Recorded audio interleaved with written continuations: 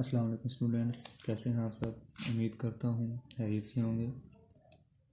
आज हम बात करेंगे 10th क्लास मैथ के पेपर पैटर्न की। बोर्ड में किस तरह का पेपर आपको हल करने के लिए दिया जाता है। उसके लिए आपके सामने एक पेपर रखा हुआ है। ये बोर्ड का पेपर है, मैथ का, पंजाब बोर्ड का।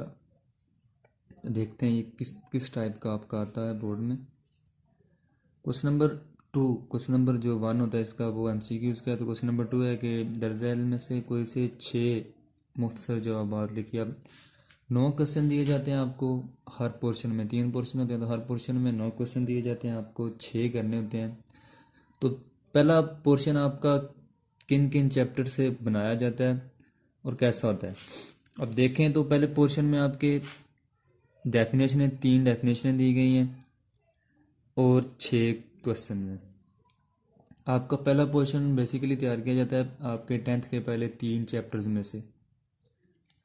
अब 3 डेफिनेशन है इसमें और बाकी 6 क्वेश्चन। अब जो 6 क्वेश्चन दिए गए हैं, ये 6 क्वेश्चन 2 पहले चैप्टर में से होंगे, 2 दूसरे में, 2 तीसरे चैप्टर में। इस तरह डिवाइड करके ये 6 क्वेश्चन बनाए जाते हैं।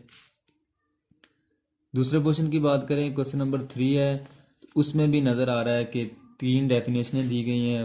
वाजिब कसर क्या होती है, इत्फाल की तारीफ़ कीजिए, कलीदी औसत की तारीफ़ करें। तो 3 डेफिनेशनें दी गई हैं और बाकी इसमें 6 क्वेश्चन, कुल मिला के 9 हैं, जिसमें से आपने 6 करने हैं।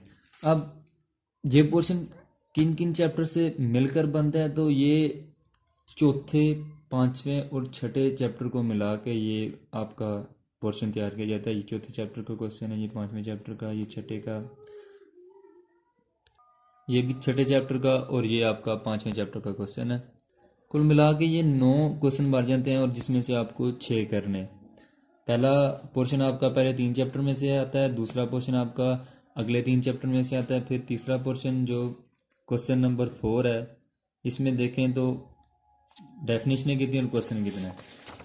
आपका तीसरा पोर्शन, ये पोर्शन ऐसा है कि जिसमें कम से कम 5 डेफिनेशनें लाजमन दी जाती हैं। 5 से 6 डेफिनेशनें लाजमन दी जाती हैं इस पोर्शन में। अब ये भी 9 पे है और इसमें से आपने 6 क्वेश्चन करने हैं। अब लॉन्ग क्वेश्चन की बात करें तो लॉन्ग क्वेश्चन नंबर 5 आपके सामने नज़र आ रहा है। ये इसका अलफ वर्ड आ रहा है चैप्टर नंबर 1 से, इसका दूसरा वर्ड चैप्टर नंबर 2 है। तो पहला क्वेश्चन आपका चैप्टर नंबर 1 और 2 को मिला के बनाया जाता है। क्वेश्चन नंबर 6 है, ये तीसरे चैप्टर और चौथे चैप्टर में से एक एक क्वेश्चन लेके इसको कंप्लीट किया जाता है।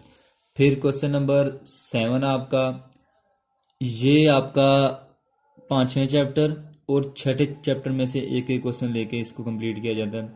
फिर क्वेश्चन नंबर 8 है, ये 7वें चैप्टर में से और एक ज्योमेट्री का क्वेश्चन लेके इसको कंप्लीट किया जाता है। फिर एक लाजमी क्वेश्चन है जो क्वेश्चन नंबर 9 है, ये थ्योरम का क्वेश्चन है। ये चैप्टर नंबर आपके 9 और 12 में से एक एक थ्योरम आता है, जिस 2 आते हैं और आपने एक करना होता है। अब अगर हम ओवरऑल पेपर की बात करें तो बहुत बैलेंस पेपर दिया जाता है। हर चैप्टर में से, एक्सरसाइज में से क्वेश्चन होता है। तो स्टूडेंट्स, ये था आज का मैथ 10th क्लास के पेपर पैटर्न के बारे में हमने डिस्कस किया। इंशाल्लाह हम इम्पॉर्टेंट क्वेश्चन के बारे में डिस्कस करेंगे। इस तरह की और वीडियो देखने के लिए मैं इंशाल्लाह भेजता रहूँगा, यूट्यूब पे अपलोड करता रहूँगा। देखने के लिए मेरा यूट्यूब चैनल सब्सक्राइब करें।